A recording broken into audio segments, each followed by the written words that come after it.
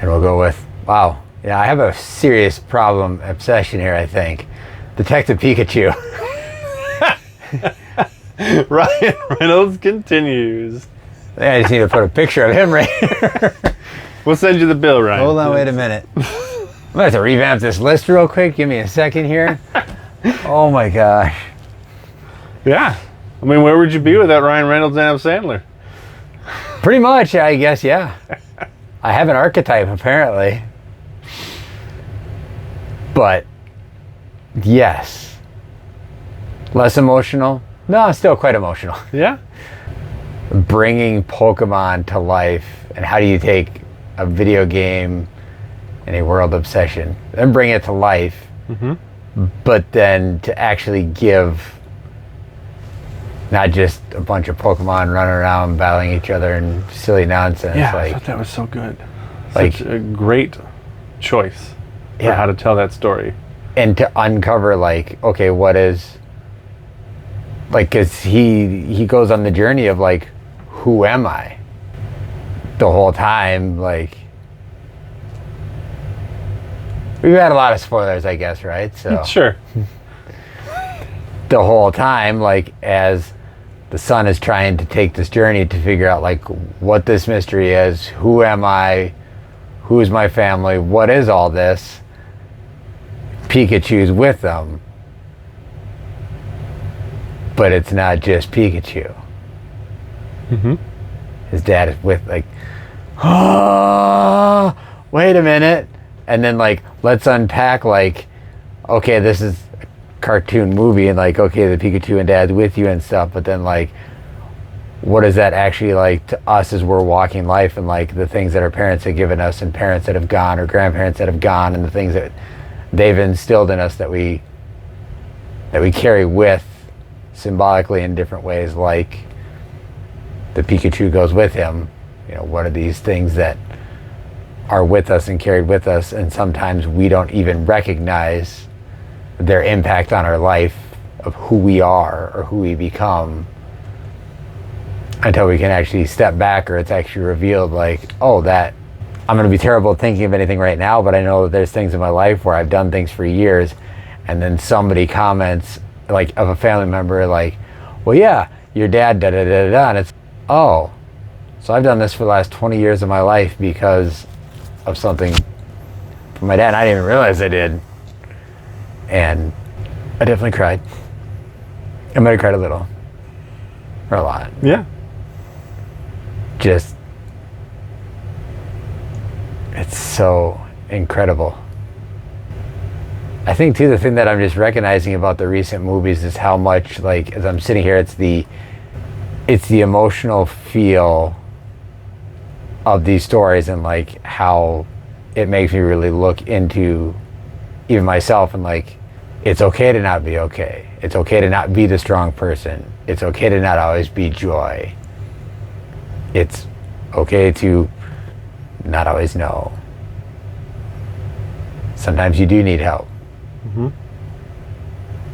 From a little yellow creature that shoots lightning out his butt. I wish I had that sometimes. Might help with the traffic on 694. But anyways. Yeah, I was thoroughly impressed with that movie. I watched it probably 5 months ago, kind of randomly. I saw it on one of the streaming services, and I hadn't had a chance yet. And was, like, I'd seen the trailer, and I thought it was one of those where, like, all the good parts are in the trailer kind of thing. And it definitely wasn't. And I mean, you kind of touched on it a little bit. The ability and the choice to tell a Pokemon story that isn't just Ash going out and doing Pokemon battles. Yep. Which 85% of screenwriters would be like, well, it's a Pokemon movie. That's what we got to do. That's what they're expecting. Was so well done. And I was pleasantly surprised by the humor, by the heart, by the journey you get to go on, kind of the hero's journey in microcosm a little bit. Yeah.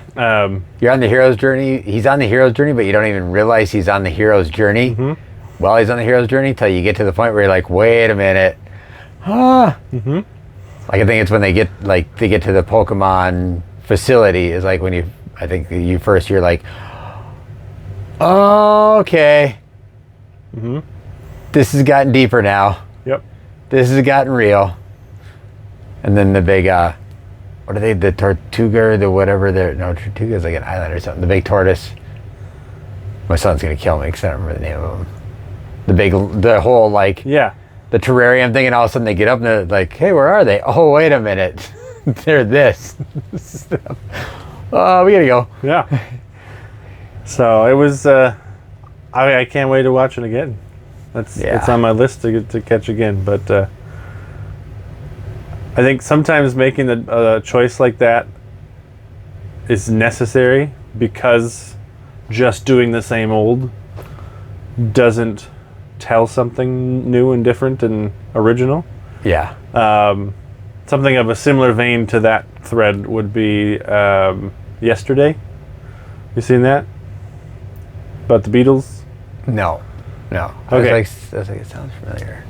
So, without necessarily knowing it, once this movie came out, I realized that I'd sort of been like expecting somebody at some point to make a biopic about the Beatles.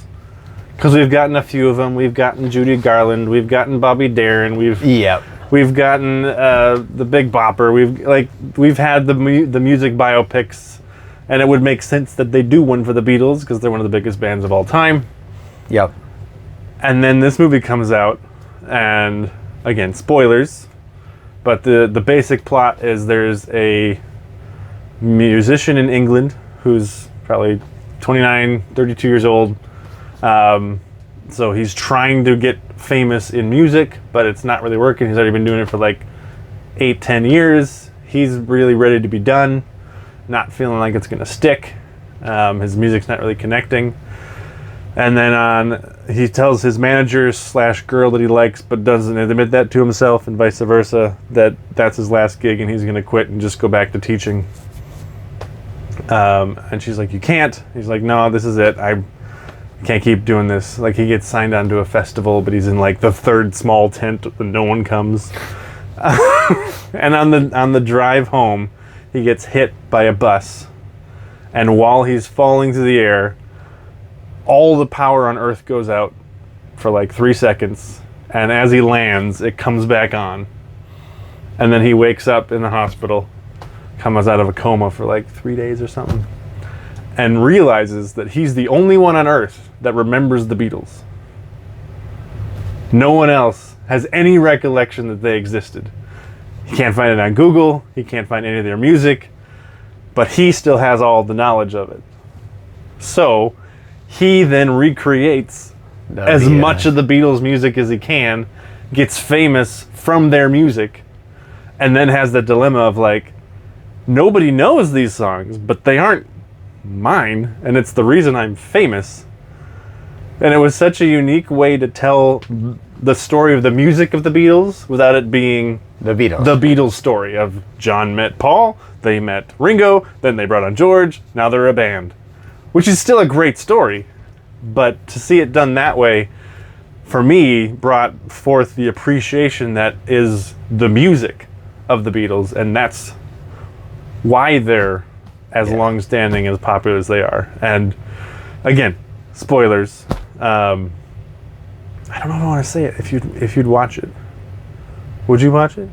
Oh yeah, I'd watch it. Then I won't say the next part. But there's a really cool part at the end that could only happen in this.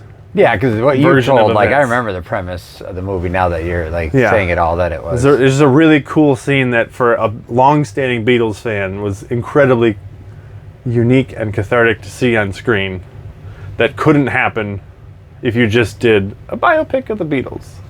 But in this universe, you get to see it. And I loved how they presented it, and they don't explain why it happens, which they could have gotten on this like the quantum verse and there was atoms and they just don't address it at all, and it makes it much better because there's no good way to address it. It's just movie magic. Here we go. But it just tells a good story in a fun way, and it's great. So